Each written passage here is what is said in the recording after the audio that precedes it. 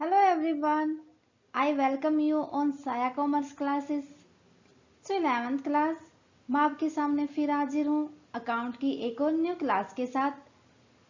जैसा कि आपको पता है प्रीवियस क्लास में हम डिस्कस कर रहे थे अकाउंट के chapter accounts from incomplete records. Student, अभी तक हमने पढ़ा था कि इनकम्प्लीट रिकॉर्ड या सिंगल एंट्री सिस्टम होता क्या है और उसके फीचर्स क्या क्या होती हैं। चैप्टर को आगे बढ़ाते हुए आज हम डिस्कस करेंगे कि जो हमने सिंगल एंट्री सिस्टम सीखा था या इनकम्प्लीट रिकॉर्ड सीखा था उसके यूजेस क्या क्या होते हैं, किस तरीके से हम यूज करते हैं या रीजन क्या होते हैं उसको यूज करने के। सो करते हैं आज की क्लास स्टार्ट हमारी बिना टाइम वेस्ट किए हुए। सो 11th क्लास यूजेस की अगर हम बात करें सिंगल एंट्री सिस्टम की या हम क्यों अपने बिजनेस के अंदर इनको यूज करते हैं, सो सबसे पहला रीजन आता है इनको यूज करने का सिंपल मेथड कि जो हमारा इनकम्प्लीट रिकॉर्ड होता है या सिंगल एंट्री सिस्टम होता है वो बिल्कुल इजी और सिंपल मेथड होता है जिसको हर कोई आसानी से समझ सकता है। सिंपल जो सिंगल एंट्री सिस्टम मेथड है उसके लिए किसी भी स्पेशल नॉलेज की हमें रिक्वायर नहीं होती। जब हम उनको तैयार करते हैं तो उनकी ट्रांजैक्शन करते हैं, ना ही किसी भी अकाउंटिंग प्रिंसिपल की हमें नीड होती ट्रांजैक्शन करने के लिए इन इनकम्प्लीट रिकॉर्ड या सिंगल एंट्री सिस्टम। और दूसरा रीजन होता है इनको यूज करने का लेस एक्सपेंसिव कि बहुत ही कम पैसा लगता है, क्योंकि जो सिंगल एंट्री सिस्टम हम अडॉप्ट करते हैं उसके अंदर हमें कुछ ही अकाउंट तैयार करने होते हैं इस मेथड में। सो इसके लिए हमें किसी भी ज्यादा स्टाफ की नीड नहीं होती और कम स्टाफ के अंदर काम चल जाता है जब हम रिकॉर्डिंग करते हैं ट्रांजैक्शन की। तो इसीलिए इसको कहा जाता है पैसा भी कम लगता है, क्योंकि स्टाफ कम होगा तो हमें उनको सैलरी नहीं देनी पड़ेगी। ओके। थर्ड, अगर हम बात करें फ्लेक्सिबल मेथड, फ्लेक्सिबल मेथड का मतलब हो जाता है भाई यहाँ पर मीन्स ये जो मेथड होता है ये हाईली फ्लेक्सिबल इसीलिए होता है क्योंकि जब हम एडजस्टमेंट करते हैं सिंगल एंट्री सिस्टम के अंदर तो वो सारे according to need of organisation होता है कि जितनी ऑर्गेनाइजेशन को नीड होती है उसी अकॉर्डिंग हम उसके अंदर ट्रांजैक्शन करते हैं। क्लियर है? जो स्मॉल जो हमारे पास छोटे छोटे बिजनेसेस होते हैं उनके अंदर ये बहुत ही सुटेबल होता है, means suitable for small concern. यहाँ पर ये पॉइंट का मतलब हो जाता है स्टूडेंट, जो सिंगल एंट्री सिस्टम है ये वहीं पर सुटेबल होगा जहां पर छोटे बिजनेस का कंसर्न होगा, मीन्स स्मॉल बिजनेस कंसर्न होगा, जहां पर हमें मोस्टली या तो कैश ट्रांजैक्शन करनी है या हमारे पास बहुत ही कम असेट और लाइबिलिटीज होती हैं, वहीं पर ये मेथड अच्छे से सुटेबल हो पाता है। फिर आता है fifth, easy to calculate profit and loss. भाई देखो, अगर हमने ओनली कैश ट्रांजैक्शन करनी है और बहुत ही कम हमारे पास असेट और लाइबिलिटीज है, दैट मीन हमें जो इनडायरेक्ट एक्सपेंसेस होंगे वो या इनकम होगी वो हमारे पास बहुत ही कम होगी।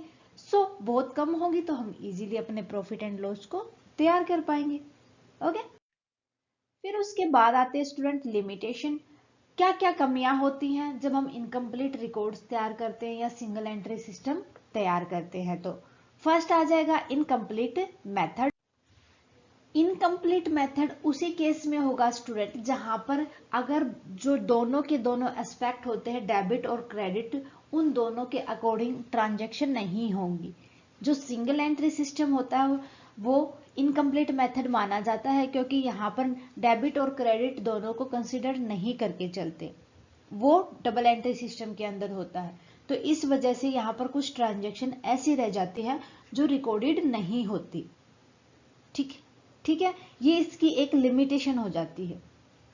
सेकंड लिमिटेशन आ जाएगी arithmetical accuracy can not check. Means जो अर्थमेटिक एक्यूरेंसी वो चेक नहीं हो सकती, यहाँ पर अर्थमेटिक एक्यूरेंसी यहाँ पर चेक नहीं हो पाती क्योंकि जो ये सिस्टम हम यूज करते हैं उसमें ना तो रियल ना नॉमिनल अकाउंट मेंटेन किए जाते हैं।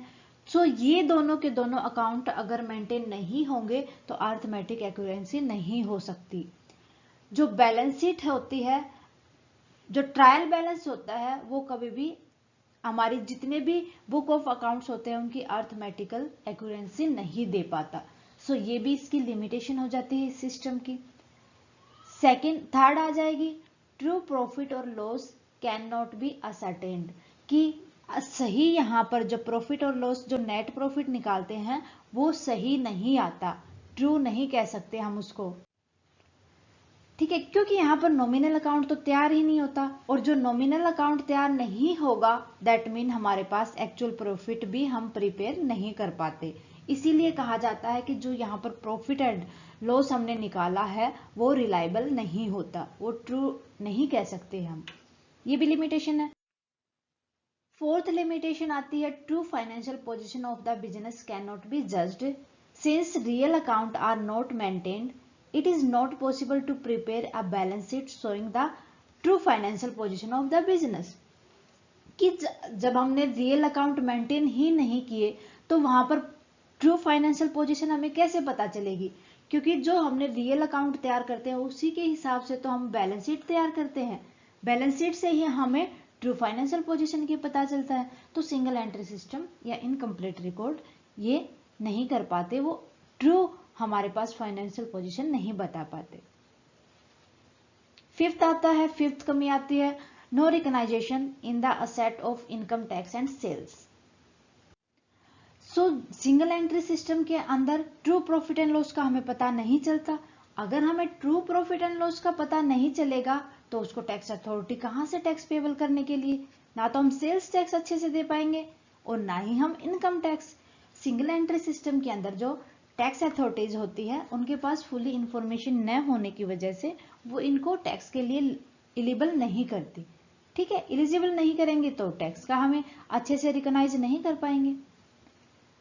सिक्स्थ आ जाएगा preparation of trial balance not possible. भाई हमारे पास ना दोनों के दोनों एक्सेप्ट नहीं है, means debit and credit, debit and credit नहीं होंगे तो हम ट्रायल बैलेंस नहीं बना पाएंगे, और ट्रायल बैलेंस नहीं बना पाएंगे दैट मीन हम ट्रेडिंग और पीएनएल और बैलेंस शीट कैसे तैयार करेंगे, ठीक है। तो ये बहुत सारी इनके सिंगल एंट्री सिस्टम के अंदर कमी भी होती है, ये सारी की सारी कमियां होती हैं हमारे जो बिग बिजनेसेस होते हैं उनके लिए, लार्ज बिजनेस के लिए होते हैं, जहां पर अगर हम स्मॉल बिजनेस की बात करें वहां पर सिंगल एंट्री सिस्टम सही होता है। ओके, सो मेरे ख्याल से आज के लिए बस इतना ही। उम्मीद करती हूँ कि आपको अच्छे से समझ आ गया होगा कि हमें इनकम्प्लीट तैयार करने के रीजंस क्या क्या होते हैं और उनकी कमियां क्या क्या होती हैं। ओके, सो स्टूडेंट मिलते हैं नेक्स्ट क्लास में। नेक्स्ट क्लास में हम डिस्कस कर लेंगे differences between double entry system and single entry system. So आने वाली क्लास को बिल्कुल भी मिस ना करें, आज वाली क्लास को प्रॉपरली समझ लें। फिर भी स्टूडेंट कोई डाउट रहता है तो आपका कमेंट सेक्शन में लिख दे, जितना जल्दी पॉसिबल होगा हम आपके डाउट को क्लियर करेंगे। क्लास कैसी लगी वो भी कमेंट करके बताएं हमें।